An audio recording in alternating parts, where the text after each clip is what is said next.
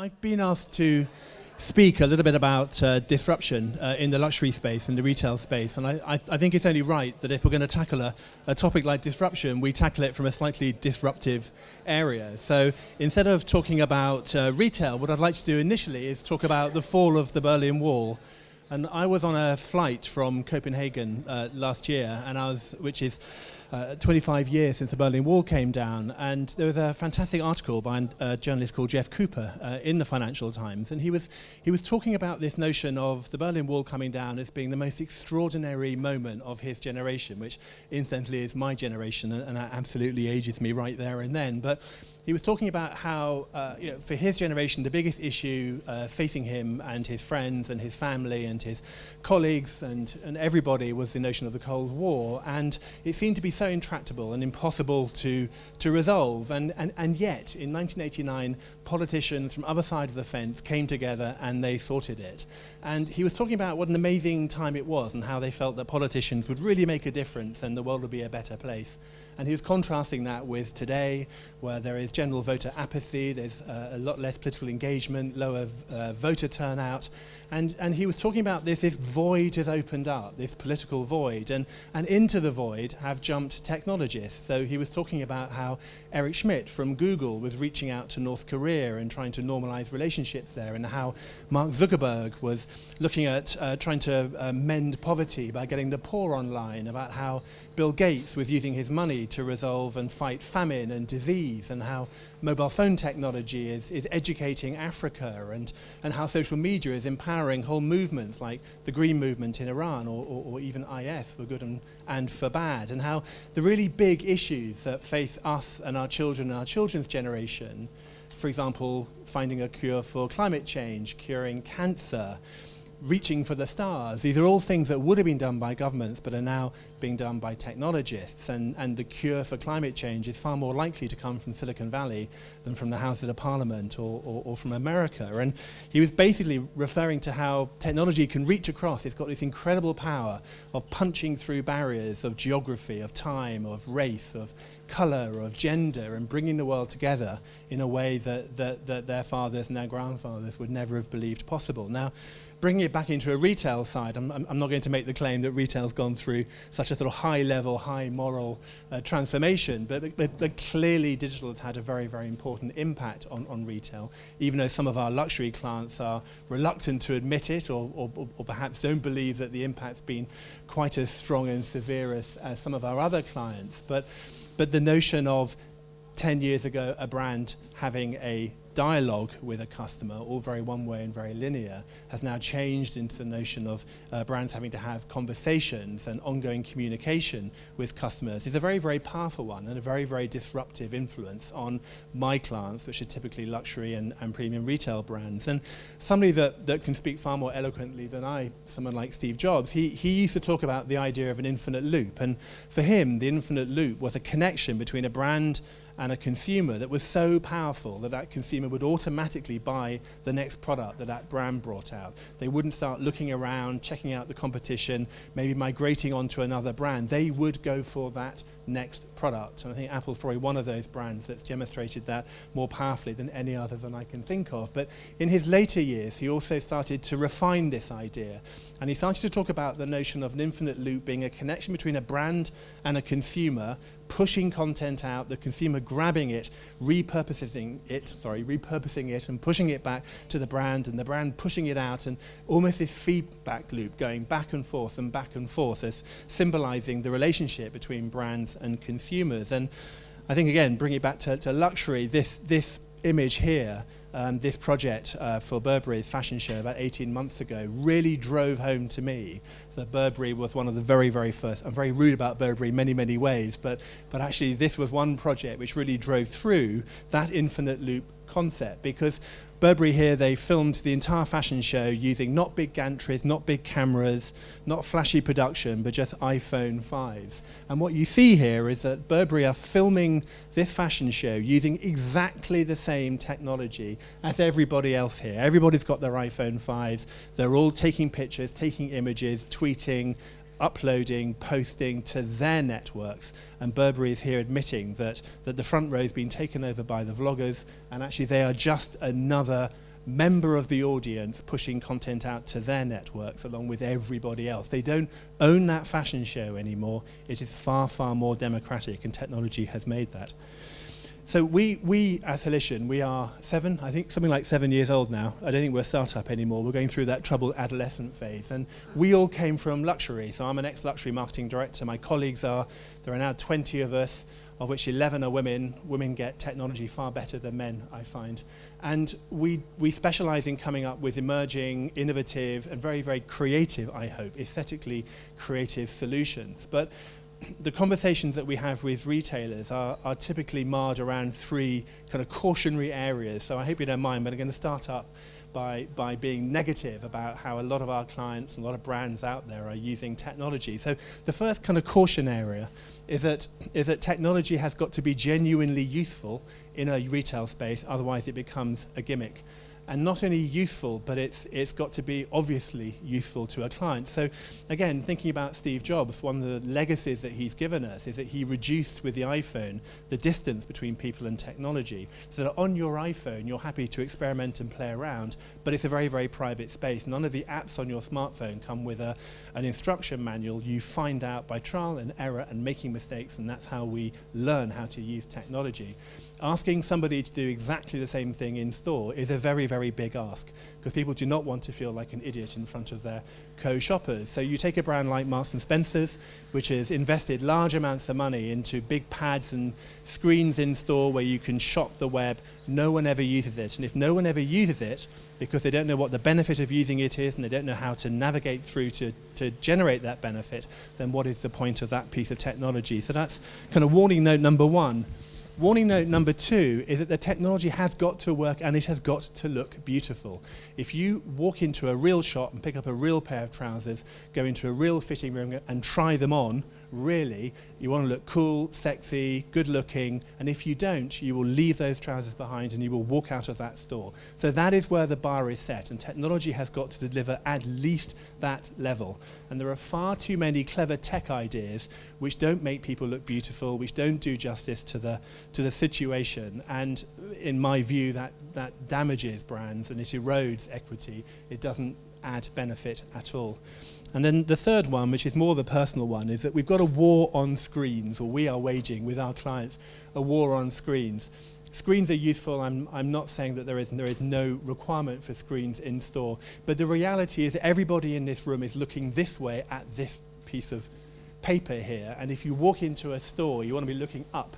Why would Louis Vuitton spend hundreds of thousands of pounds building an incredible vitrine, an incredible window experience, why full of product, and then get you looking down or looking at a screen? So we're very, very interested in how to get information to consumers, but without screens. I still hate walking into the Burberry store and the first thing that happens is that somebody shows me an iPad and we start looking down.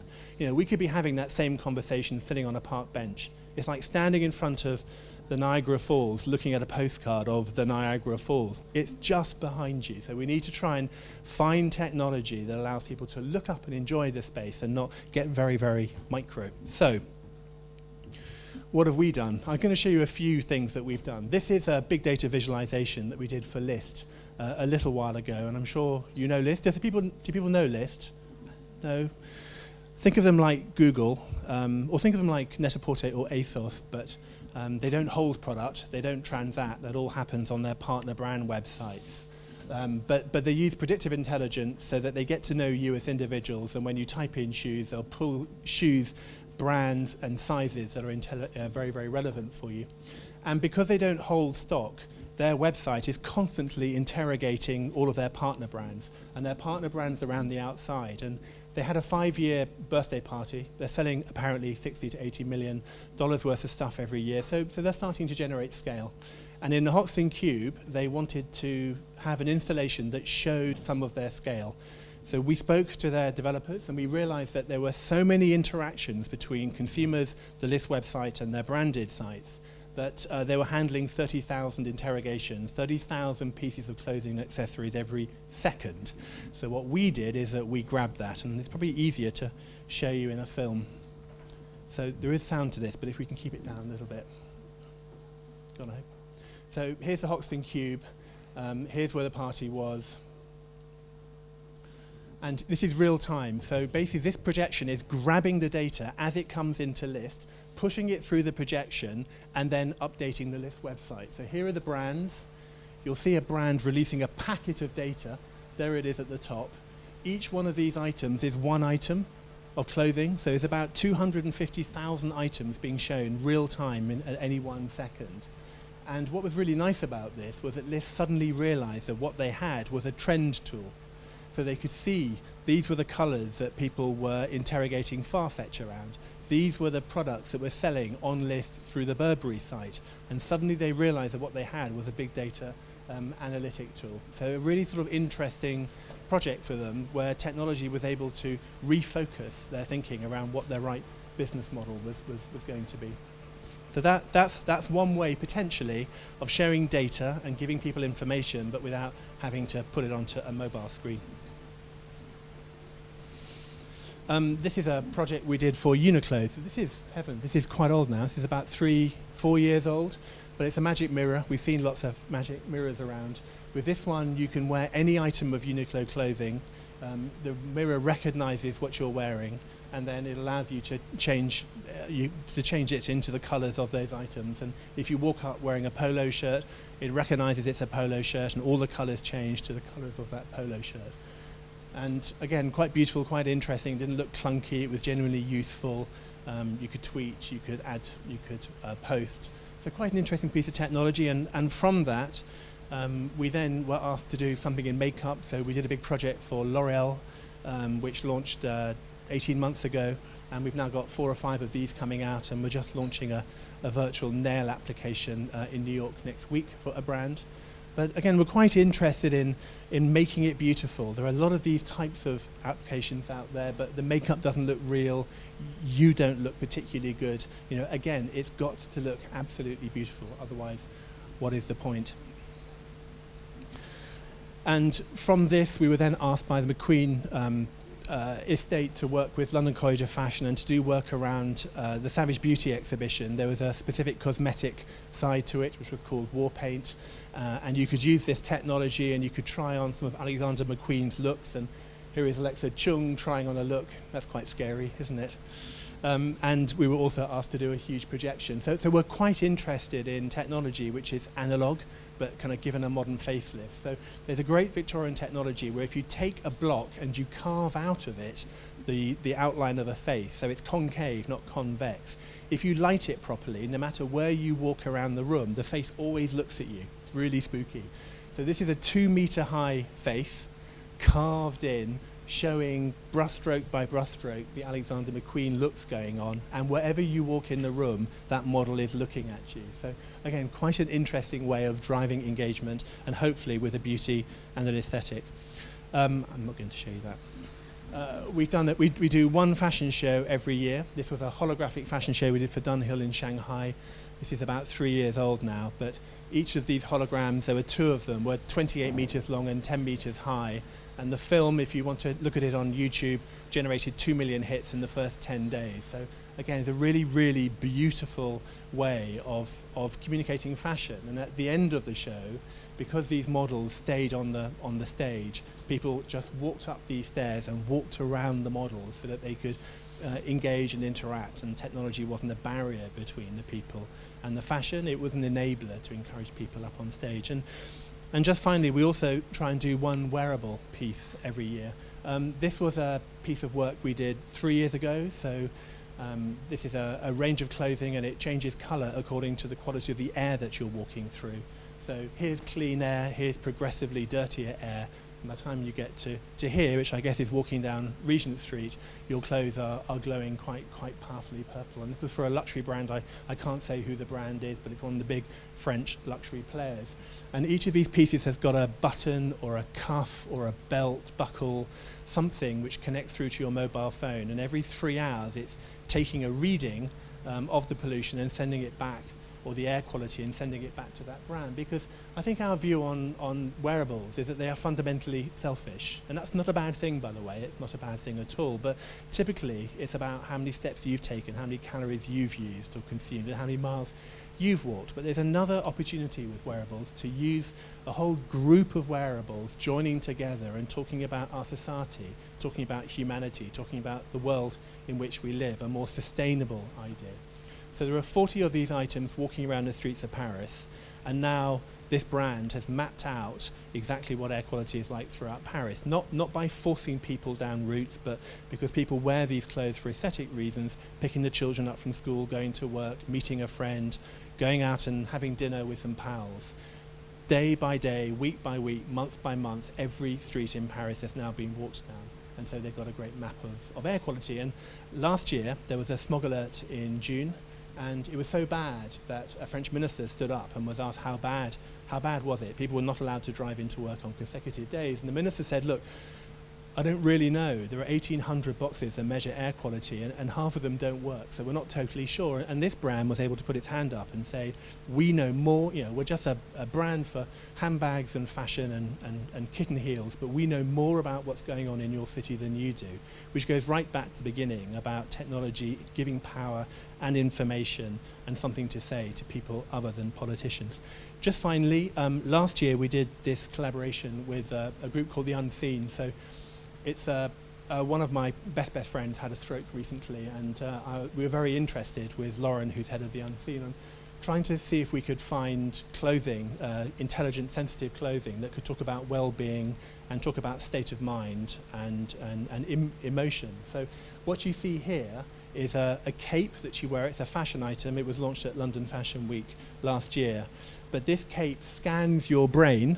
In every second it scans your brain, it understands your mood and emotion, and then it changes colour according to your mood and emotion. So when you're having a conversation with somebody, that it isn't changing colour particularly much, but when you turn away and come back, it's suddenly changed. And here is a short film. Is there sound for this? Your sound, is it? Okay. Well, if you could hear the sound, you would hear the sound of the person's brain that is being that is driving this forward. But it scans 3 different measurements, and it combines those to understand how you're feeling, what your mood is, what your emotion is, what your well-being is, and then starts changing all of the colours in real time.